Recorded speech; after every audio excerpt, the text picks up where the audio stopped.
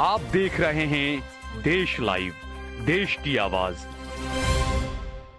मैं सहल कुरैशी। जिस तरीके से गुजरात मॉडल का एक बलून बनाया गया, उसमें हवा भरी गई, खूब हवा भरी गई। जो अभी हमारे प्रधानमंत्री हैं, उन्होंने एक लंबे अरसे तक गुजरात में मुख्यमंत्री के तौर पर राज किया, लेकिन उसके बावजूद गुजरात की हालत क्या है वो हम आपको बताते हैं। खास बात तो ये कि एक तरफ ये ढिंढोरा पीटा गया कि गुजरात जो है वो स्वास्थ्य सेवाओं का हब बन चुका है। पूरी दुनिया से लोग गुजरात आते हैं इलाज कराने के लिए, स्वास्थ्य सेवाएं लेने के लिए। लेकिन हकीकत हम आपको बताते हैं दोस्तों, आज के गुजरात के अंदर 13 से ज्यादा ऐसे जिले हैं जहां पर सरकारी ब्लड बैंक ही नहीं है। आप सोचिए कि इन 13 जिलों के जो लोग हैं, जो गरीब लोग, जो वहां के अमीर लोग भी भले क्यों ना हो, जब उन्हें अगर खून चाहिए तो उन्हें प्राइवेट ब्लड बैंकों से कांटेक्ट करना पड़ता है। सरकारी ब्लड बैंक नहीं है 13 से ज्यादा जिलों में। और सबसे बड़ी बात, किन जिलों में नहीं है वो हम आपको बताते हैं। जो खासकर आदिवासियों के इलाके हैं, जो खासकर SC ST दलितों के उनके इलाके हैं, वहां पर सबसे ज्यादा ये परेशानियां हैं। दाहोद, डांग, नर्मदा, तापी समेत 6 ST जिले ऐसे हैं जहां पर सरकारी ब्लड बैंक ही नहीं है। हालांकि बड़ी बड़ी बातें करते हैं हमारे प्रधानमंत्री जी भी कि रक्तदान करें, ये करें, वो करें, लेकिन आप सोचिए कि जहां पर गुजरात के 20 जिलों में प्राइवेट ब्लड बैंक के हवाले हैं, गुजरात के 20 जिले जहां पर सिर्फ प्राइवेट ब्लड बैंक्स हैं, और वहां पर क्या हालत होती होगी लोगों की।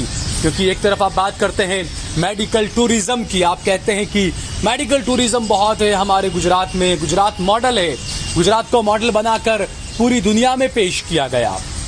और हमारे जो प्रधानमंत्री हैं 2000 से लेकर लगातार 2014 तक वो गुजरात के मुख्यमंत्री रहे। लेकिन इन सालों के अंदर जब प्रधानमंत्री हमारे जब पहले मुख्यमंत्री हुआ करते थे गुजरात के, इस दौरान ये 2000 से लेकर 2014 के दौरान कई सारे सरकारी स्कूल बंद हो गए। अलग अलग आंकड़े इसमें बताए जाते हैं। कोई कहता है 4000 स्कूल बंद हुए, कोई कहता है 6000 स्कूल बंद हुए। सरकारी स्कूल बंद हो गए। आप कौन सी स्वास्थ्य सेवाओं की और कौन सी शिक्षा सेवाओं की बात कर रहे हैं आप? क्या आप स्कूलों को बंद कर रहे हैं? जो अस्पताल थे VS हॉस्पिटल, जिसे वाड़ीलाल साराभाई हॉस्पिटल कहा जाता था, सबसे ज्यादा गरीब लोग वहां पर जाया करते थे, उनका फ्री में, मुफ्त में वहां पर इलाज हुआ करता था कांग्रेस के वक्त से, जब मोदी जी का नामो निशान नहीं था।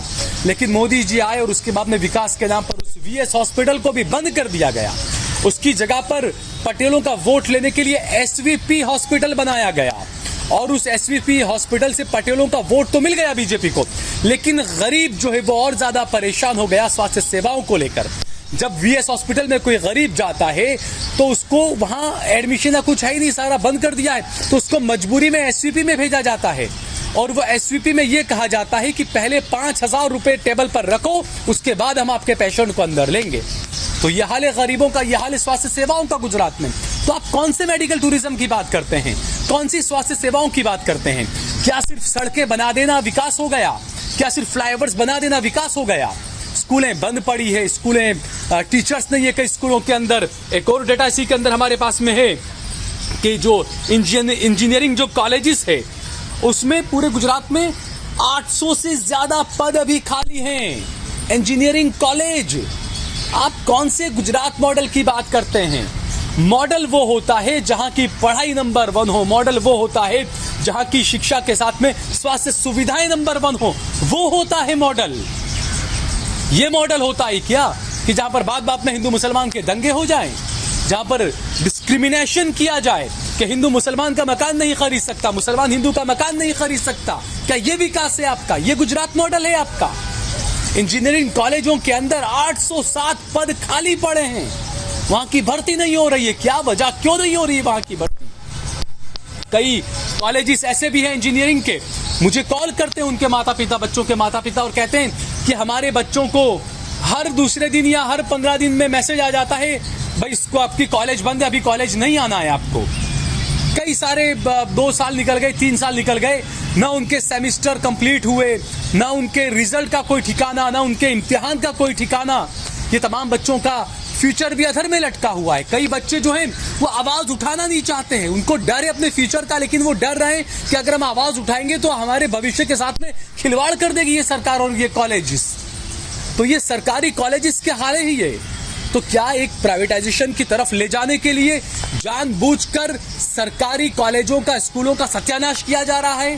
जानबूझकर बच्चों की पढ़ाई के साथ में, उनके भविष्य के साथ में खिलवाड़ किया जा रहा है?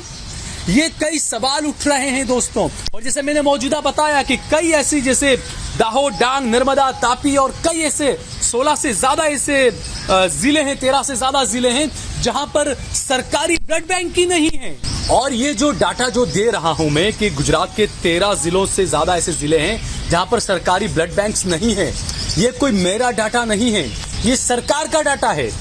जो जमालपुर से कांग्रेस के धारासभ्य हैं, एमएलए हैं, विधायक हैं, इमरान खेड़ावाला साहब, उन्होंने एक सवाल पूछा था और उसके जवाब में आरोग्य विभाग ने यह कहा कि अमरेली, आणंद, अरवली, बोटाद, छोटा उदेपुर, दाहोद, डांग, गिर सोमनाथ, खेड़ा, महिसागर, नर्मदा, नवसारी और तापी में सरकारी ब्लड बैंक है ही नहीं।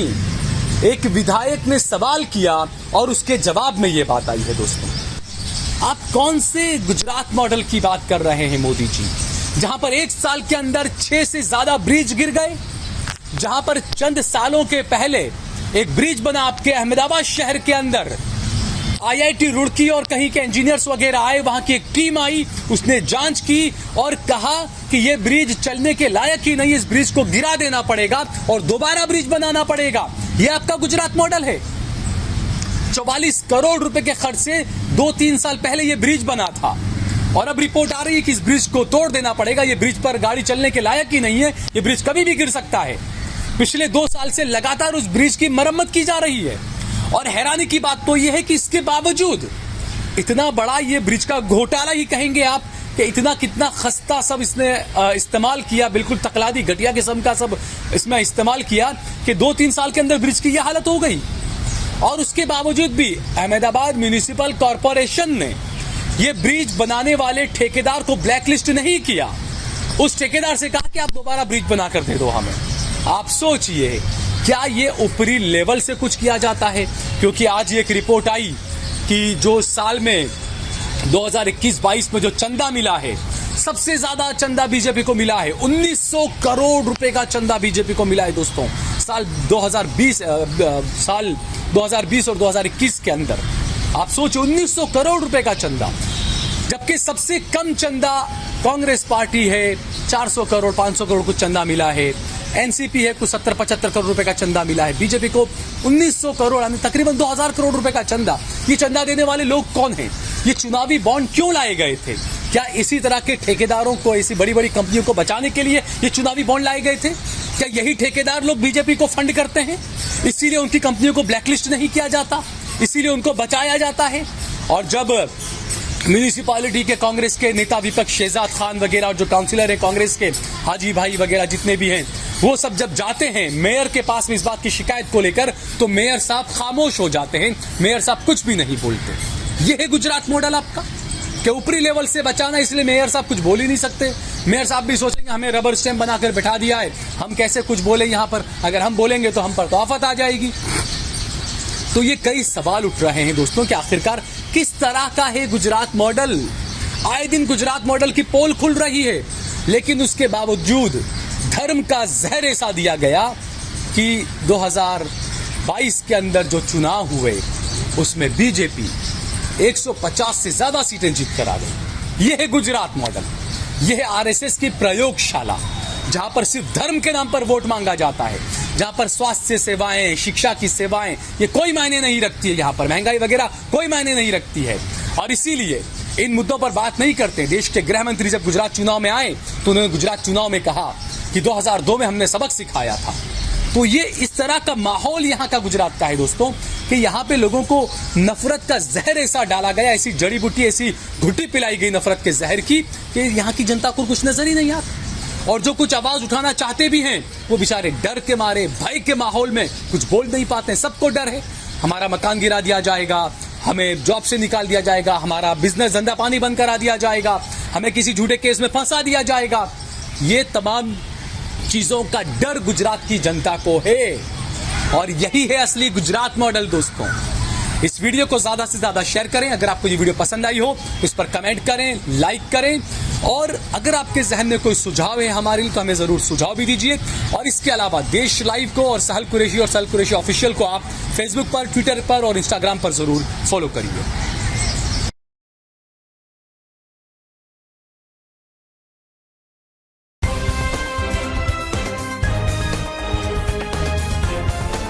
देश और दुनिया की तमाम छोटी और बड़ी खबरों के लिए हमारे चैनल को सब्सक्राइब करना न भूलें और बेल का बटन जरूर दबाएं।